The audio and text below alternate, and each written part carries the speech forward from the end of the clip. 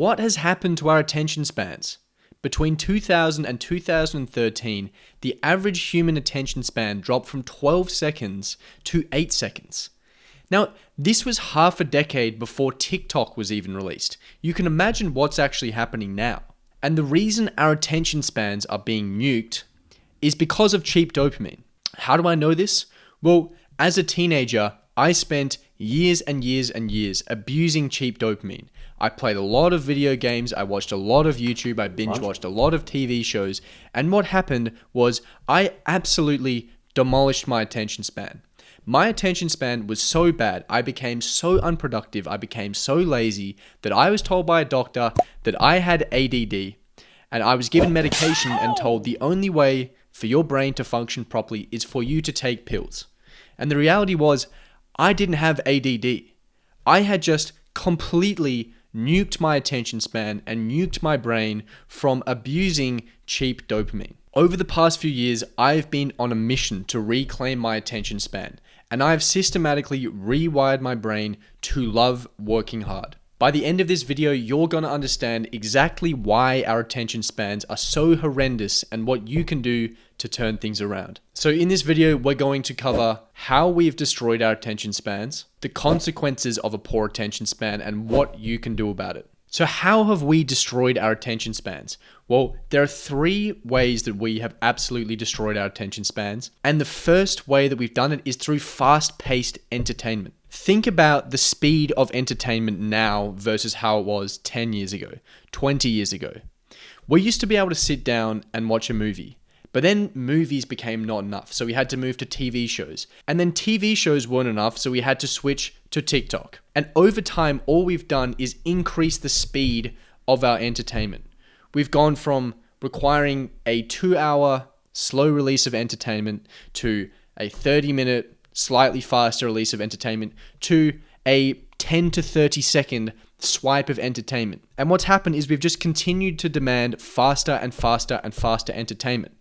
And as you can expect, the faster the entertainment becomes, the less we enjoy slow things that take time, things that don't come as quickly. And the more we've started to crave things that are quick, things that are immediate, that are straight away, that are fast, fast, fast. And that is why TikTok is becoming so prevalent, because within 5 minutes, you could have watched 30 micro movies condensed down into the most stimulating, high processed form of entertainment. And at the swipe of a finger, you can switch to the next one. And what happens is there's algorithms that are slowly figuring out what do you like, what are the best things for you, and it just keeps feeding you exactly what you love, and you're getting those hits so damn quickly. So all we want is just faster entertainment, just fast, fast, fast.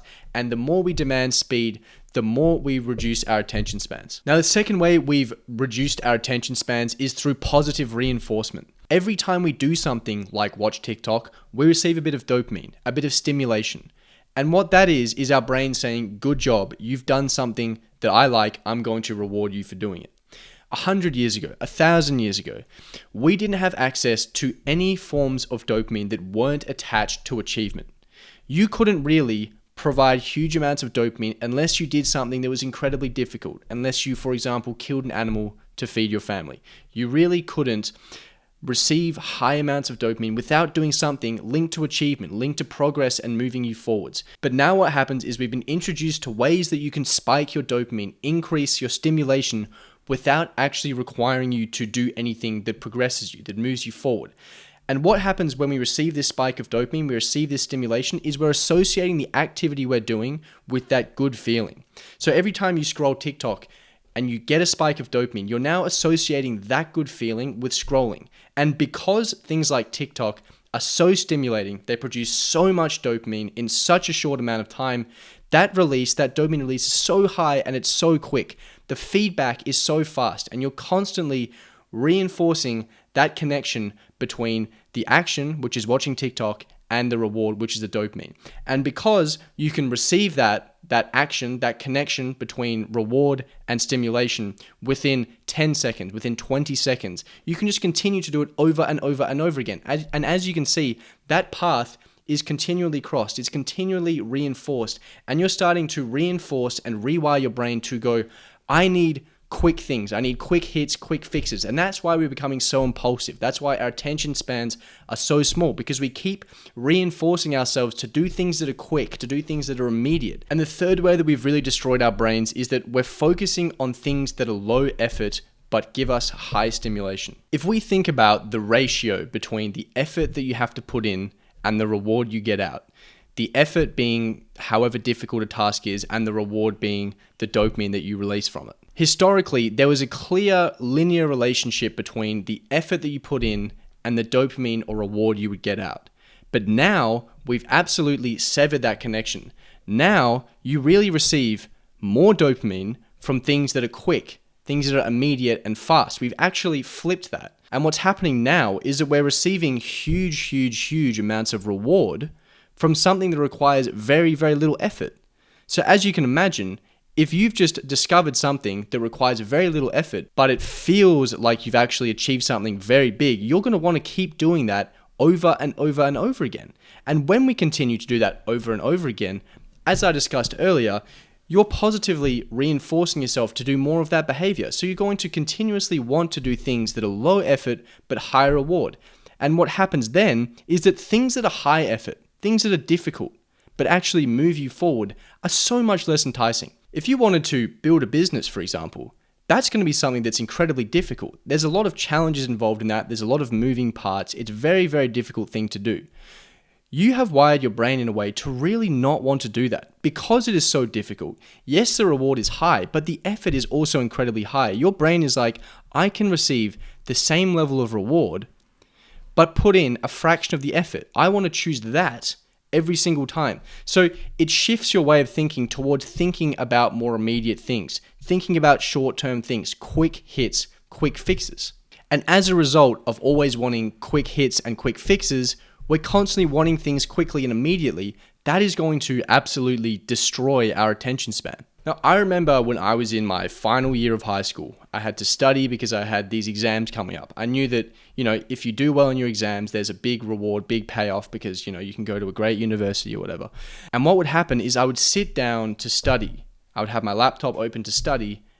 But my brain knew if I just opened up Google and I just clicked Y on the keyboard and pressed enter, it would just take me straight to YouTube. And when I was straight in YouTube, I knew I could just click on any of these videos and it would provide me a huge amount of stimulation, a huge release. And I would just continuously do that. I would go to sit down and do work. And rather than do work, I would go straight to YouTube because I know YouTube is where I get my dopamine. YouTube is where I get that stimulation. I feel good.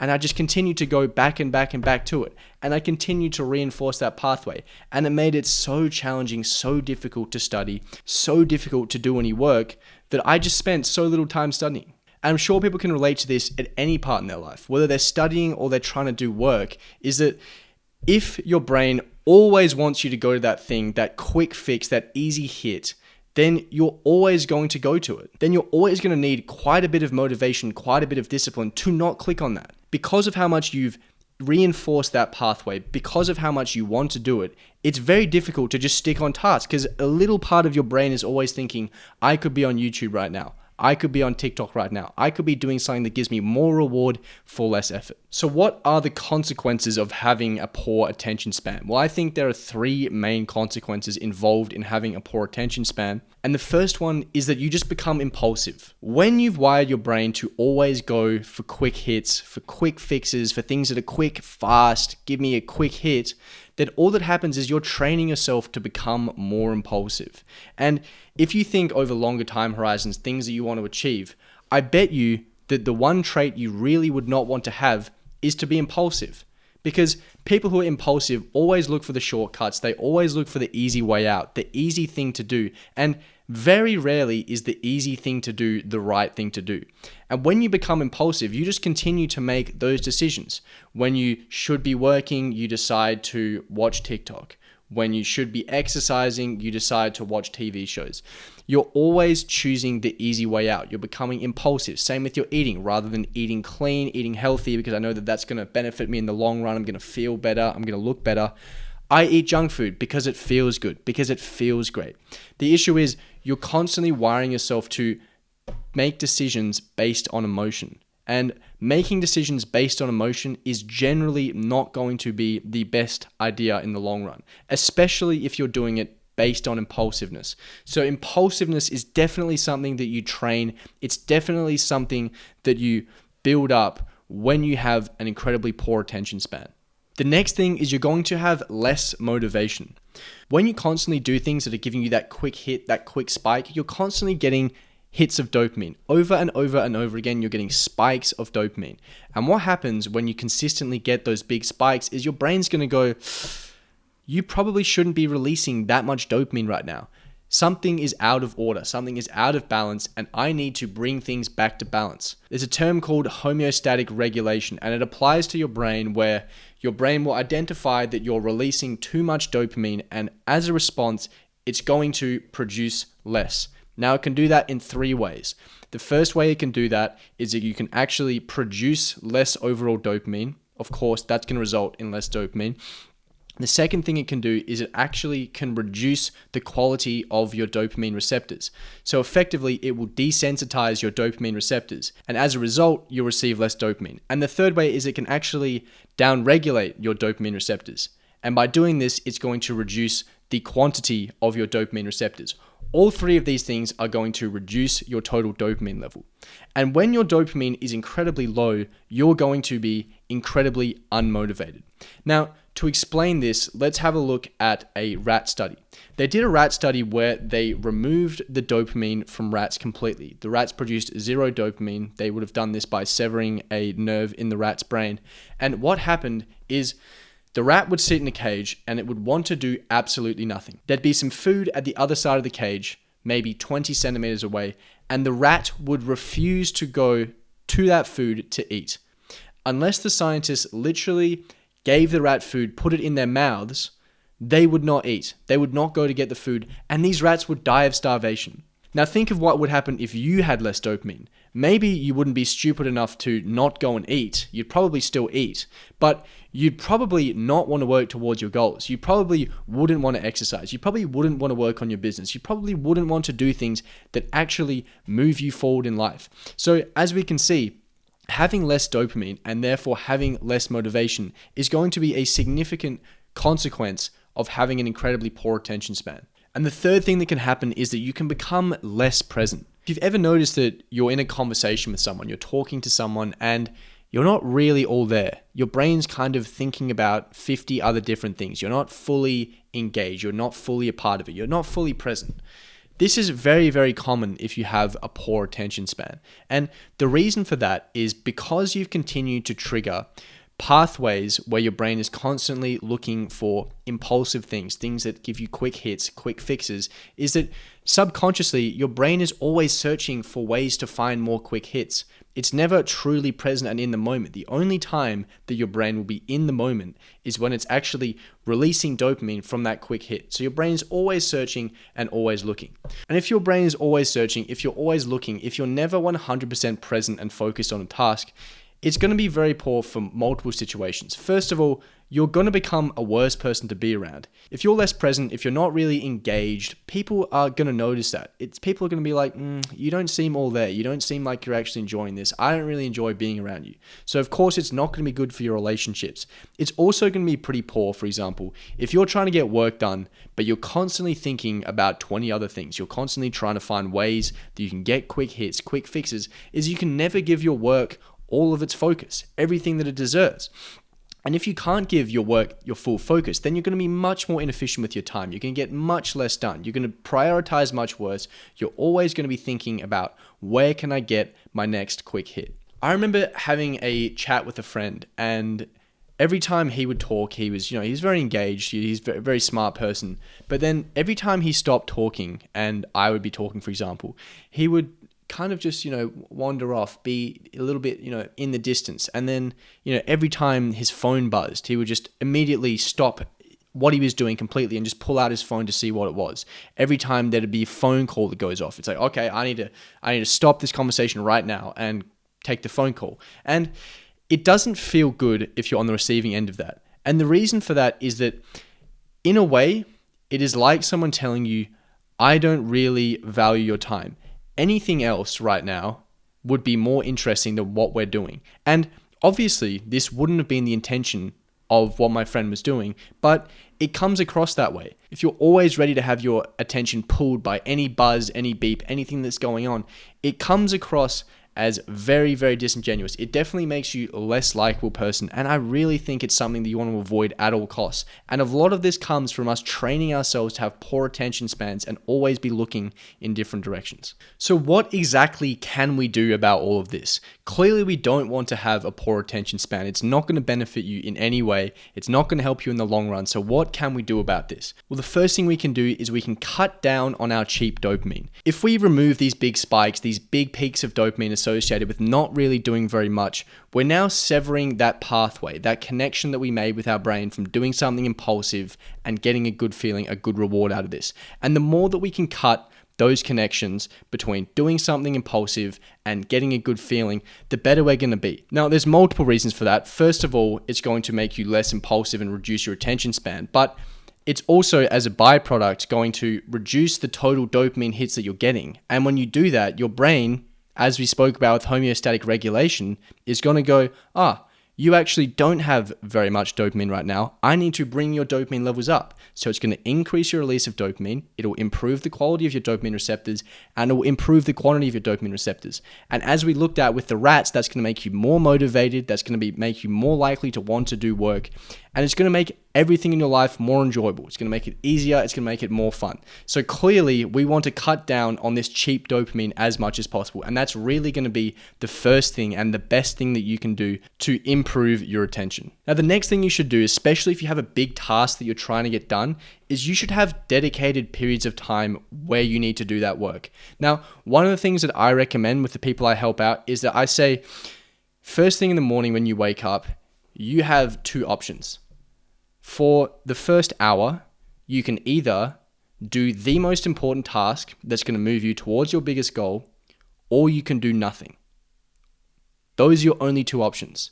You can either sit there and do nothing, or you can do work, but you can't do anything else. You don't have your phone there in the background buzzing and beeping and pulling you away. You can't go on YouTube. You can't go scroll social media. You can't do anything except for do the most important task or do nothing.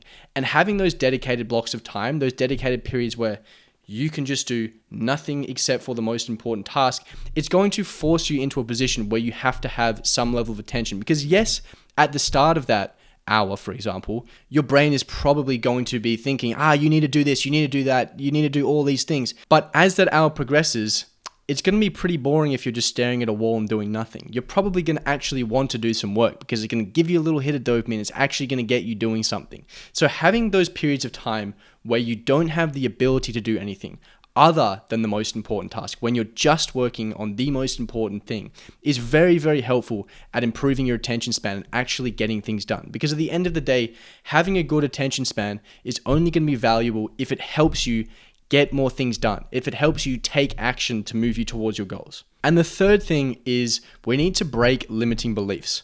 A lot of us have limiting beliefs as to why we need certain things in our lives, why we need to have Instagram, why we need to be keeping up with politics and the news. All of these different beliefs that we have around why we need things. And at the end of the day, a lot of these things are just here to pull our attention, just grab our attention and take it, pull us away from the most important thing. And a lot of that stems from the beliefs that we hold. And being able to break these beliefs, being able to slowly go, you know what?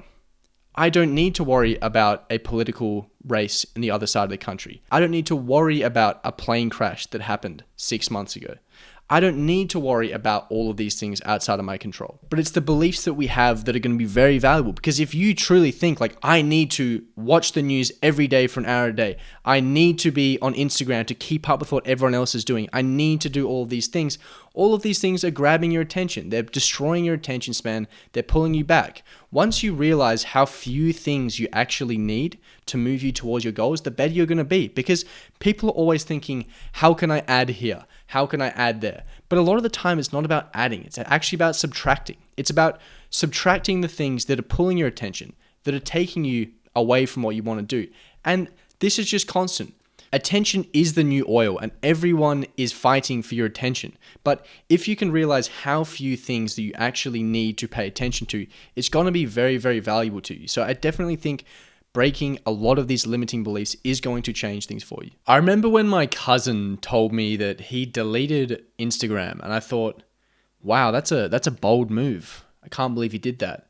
And then I thought about my use of Instagram, and I thought, well, do I actually need this? What am I actually getting out of Instagram?